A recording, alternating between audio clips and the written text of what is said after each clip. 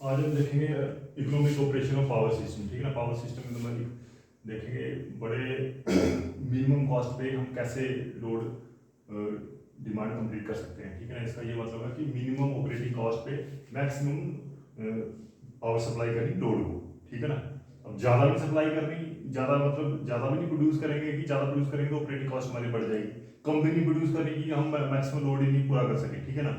तो ये चीज़ें हैं, ये सारा किस में आएगा, economic operation of power system में आएगा। ठीक है ना। अब क्या है ऑनलाइन इकोनॉमिक डिस्पैच, क्या होता है ऑनलाइन। अब क्या है कि 24 घंटे पावर जो है ट्रैवल चलती रहती है हमारे ग्रिड के ऊपर। तो उसको क्या हमें मिनट्स टू मिनट हमें देखना पड़ता है कि मैक्सिमम हम बेस्ट ऑपरेटिंग कॉस्ट जो है हम उसको कर सकें। ठीक है। Maximum operating best operating cost जो है हम उसको कर सकें। वो कैसे करेंगे हम, वो हम करेंगे बाय डिस्ट्रीब्यूटिंग लोड। जो लोड मतलब जो लोड जितना हमारा मैक्सिमम डिमांड है उस डिमांड को हम क्या करेंगे, जो वेरियस जनरेटिंग यूनिट है हमारे ग्रिड के ऊपर जो पैरेलल में कनेक्टेड है, कुछ जम्मू में होंगी, कुछ पठानकोट में होंगी जनरेटर, कुछ हिमाचल में हाइड्रो पे लगी हुई, कुछ थर्मो पे लगी, ये सारे जनरेटर क्या है ग्रिड में पैरेलल में कनेक्टेड रहते हैं।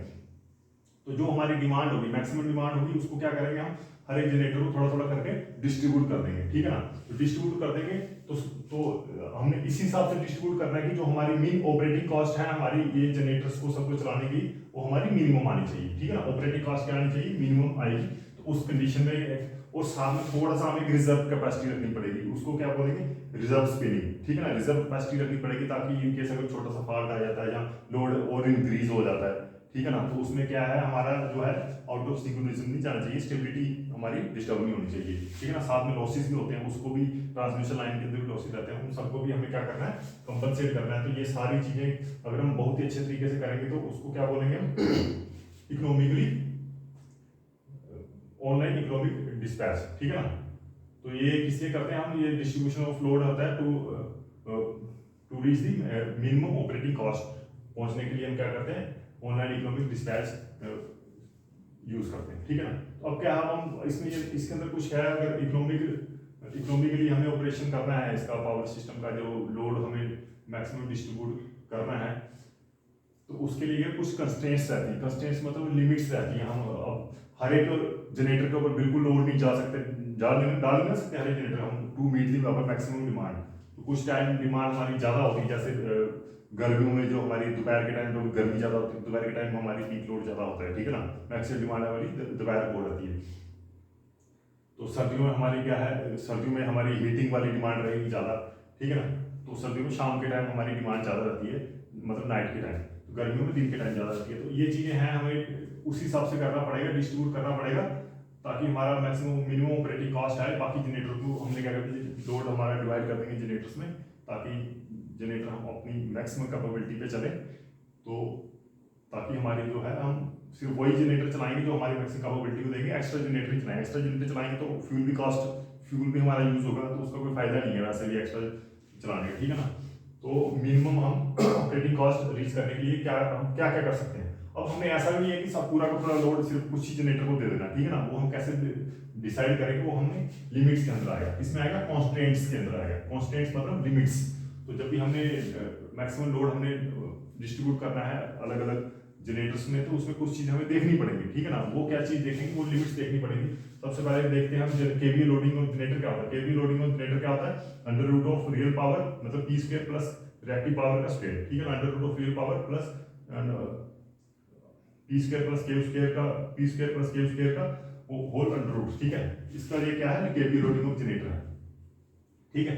तो अब क्या है, जो जनरेटर के ऊपर लोडिंग डालना है वो हमने उसके अंदर जब लोडिंग डालना है तो उसमें क्या चीज चेक करनी पड़ेगी हमें, सबसे ज्यादा क्या करनी, मैक्सिमम लोडिंग हमें एक्सीड नहीं होनी चाहिए प्रिस्क्राइब्ड सीपी से। प्रिस्क्राइब्ड सीपी मतलब तो उसकी मैक्सिमम लोड होगी एमबीए में या केवी में जो होगी, उससे ज़्यादा नहीं करेंगे क्योंकि उसके अंदर टेम्परेचर राइज हो जाएगा वो। ठीक है ना।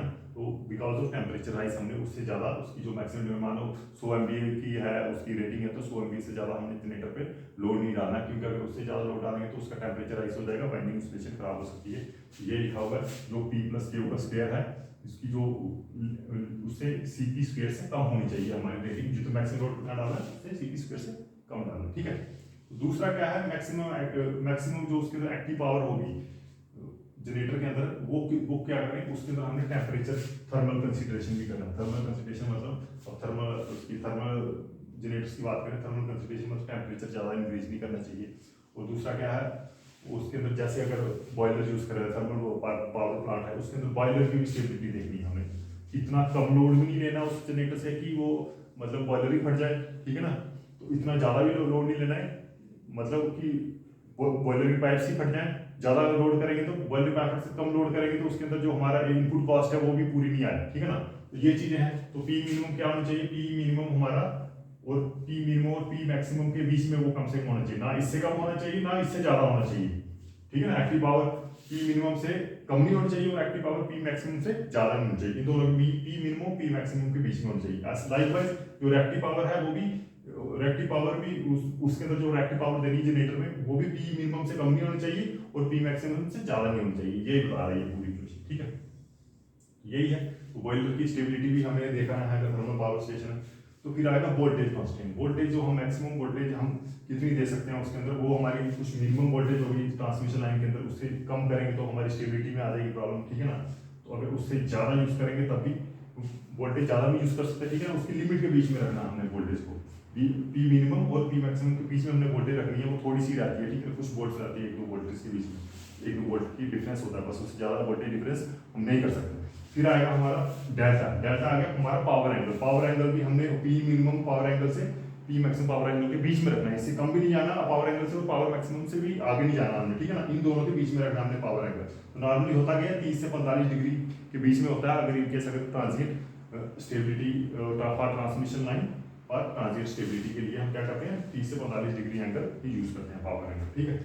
तो फिर हमने और दूसरा क्या करना है, फिर हमने लिमिट्स देखनी है अपने पावर ट्रांसफर की। जो हमारी टैप सेटिंग है ट्रांसफार्मर जो हमने आगे लगाया उसकी टैप सेटिंग क्या है, उसकी मिनिमम टैप सेटिंग से मैक्सिमम 0 और 1 के बीच में उसकी जो टैप सेटिंग हो, तो ट्रांसफार्मर की 0 to 1 के बीच में होगी टैप सेटिंग। अगर 2 वाइंडिंग ट्रांसफार्मर तो 0 to n के बीच में होगी उसकी टैप सेटिंग, ठीक है। तो टैप सेटिंग भी देखनी है हमने किस हिसाब से वो वोल्टेज वगैरह देगा।